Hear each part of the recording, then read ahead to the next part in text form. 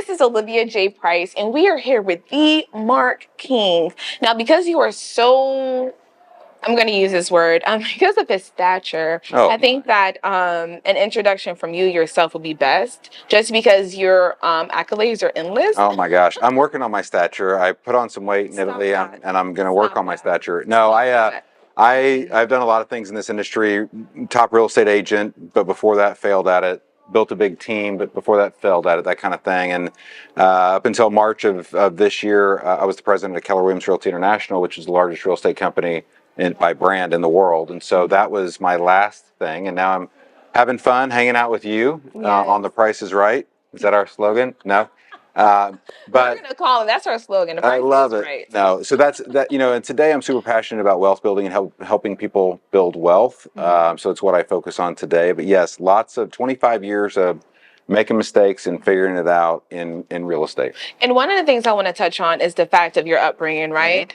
Because one of the things we were talking about before we went live is that one, you grew up very similar to my upbringing, right? Which I wouldn't say is a bad thing, but it's learning lessons. So growing up in poverty, which is really where we were, abject poverty. We lived in a car for a little bit. Like I hope your family didn't have to go through that phase of it. But number one, you don't realize. My mom told us we were going on this great adventure. It was just a vacation that lasted months and months and months. But on the other side of that is you don't really know the difference. Here's why it matters. How you grow up likely predicts how you lead your life as an adult. And if you don't break the cycle at some point, and it's up to you to break the cycle, not anybody, no one's going to break it for you.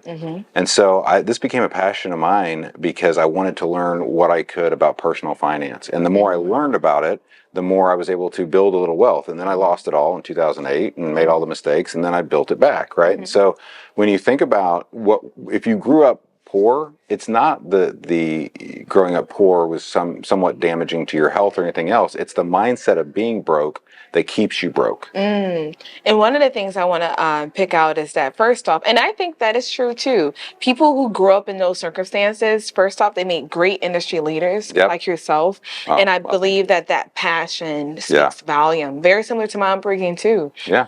Single parent, didn't live in a car, but I had to live with my grandmother for a little while.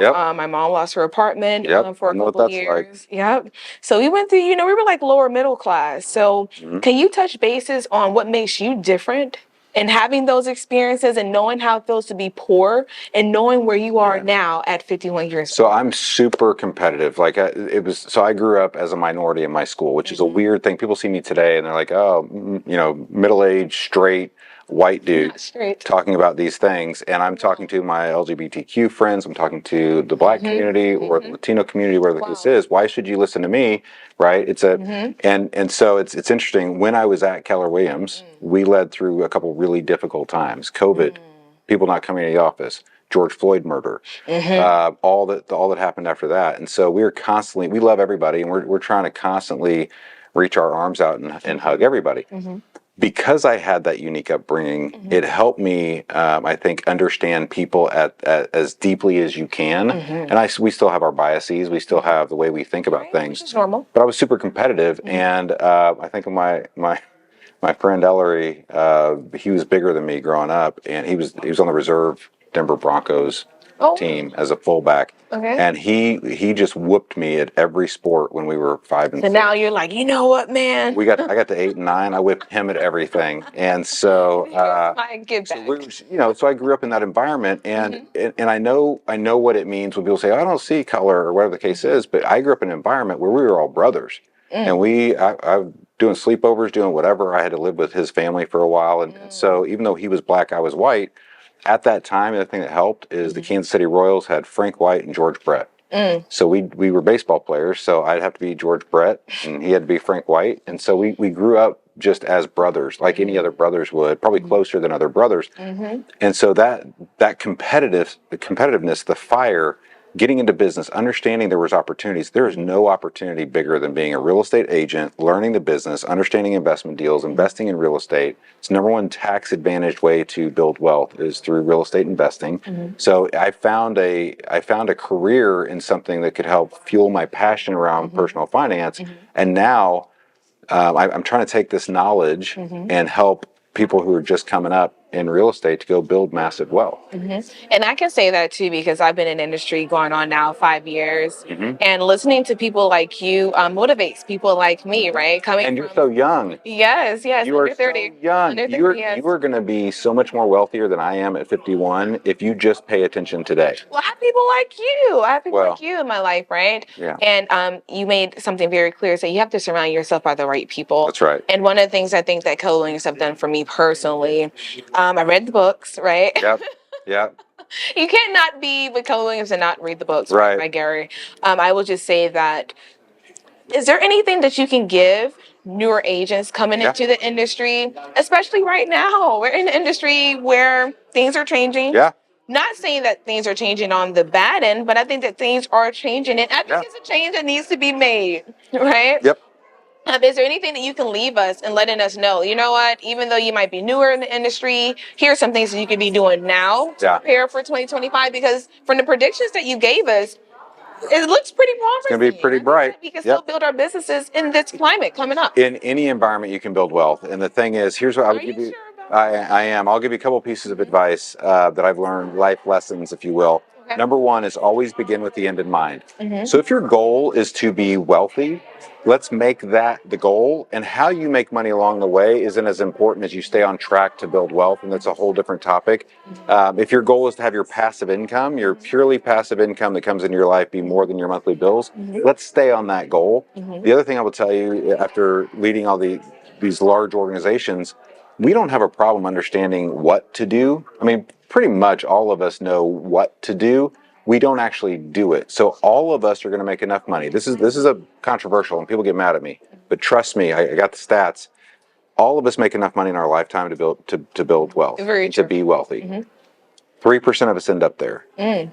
There is an entire, this is not a deep state conversation, but there is an entire system set up to help you not build wealth. I'll tell you what I mean. When I started teaching wealth building, there were 8,000 marketing messages coming at us every single day. These are marketing companies that have Ivy League trained marketers in them coming at us 8,000 times a day. What are the chances you and I are going to be able to ward all that off and make great financial decisions? That's the number one most aggressively marketed service or product in the country. Today, that number's over 100,000 a day. Like it's the information overload is crazy. So we know what to do, most of us, we just don't do it. So when you have a goal, 84% of us don't have a goal at all. 14% of us have one in our head. 3% of us write it down. Write down your goals, build a plan, stay on it, and over and get a long enough time frame, you will hit all of your goals. So I guess for now, the biggest takeaway is first coming up with a plan. That is number one, because we have because first off, when we talked about in our meeting, influence. Yeah. Right. I think influence would be another thing that I would want to put out there too, especially with social media, things of that nature that works in our advantage of being a newer agent compared to when you came in the industry. Yeah. When you came in the industry, I can only believe the things that you had to do to get your name. There was no social media at all. So now old. There was no Google. I could believe that. I could believe that. So coming up with a plan, and then becoming as influential as you can. So remember, don't let your initial short-term plans affect your long-term plan. If your plan is to build wealth, it's really simple. Do not spend money you don't have. Do not go into debt.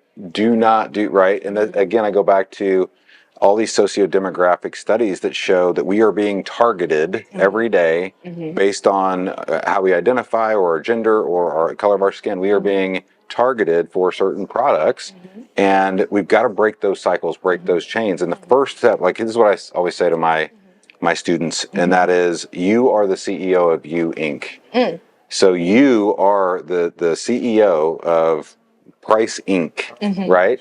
You have to make these decisions, and so if you're not building wealth, if you're not making lots of money, whatever the case is, it's really hard to tell someone it's because of the choices you make. And I know what that sounds like, because I'm like, wait, you don't understand. You don't understand this problem I had and this thing I went through.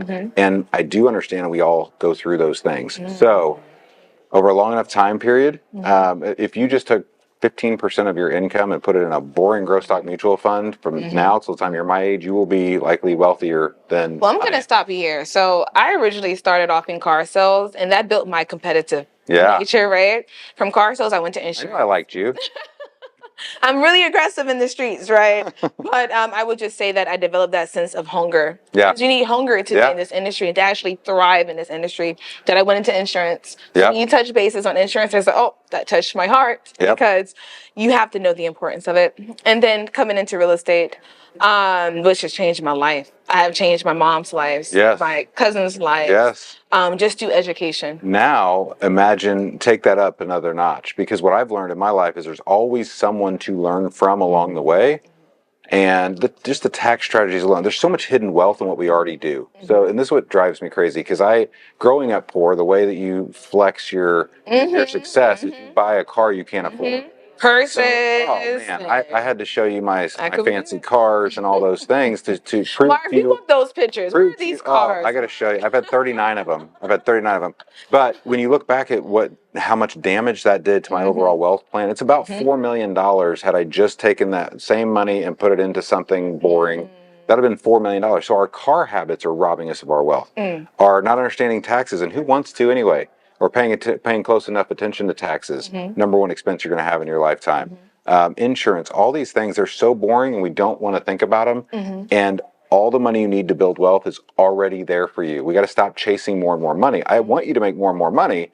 There's very little correlation between the amount of money you make and the wealth that you build, which no one wants to believe, but it shows up in every study every time. So it's not go chase another 10,000 a year, another 50,000 a year. It's get smarter about how you treat the money you already have coming into your life. Mark, and we're going to leave it here. I want to say, is there any way that our audience can meet you, can reach you? Yeah, welcome to thecause.com. We're going to change the world with this. We're going to educate, and you can usually find me at Facebook. We have Wealth Building 2.0, Welcome to the Cause. Every Friday morning we go live. It's all free. Come join the group. Come hang out. There's about 250 videos on personal finance, and I think I'm really funny. So at least for me, they're entertaining. Well, they may not you be for you. entertained me the entire time through, and it's more so through the information and education that you gave us, because it changed my life. It is a pleasure. I love it. Well, you guys have it. Mark King here with Olivia Price. The price is right.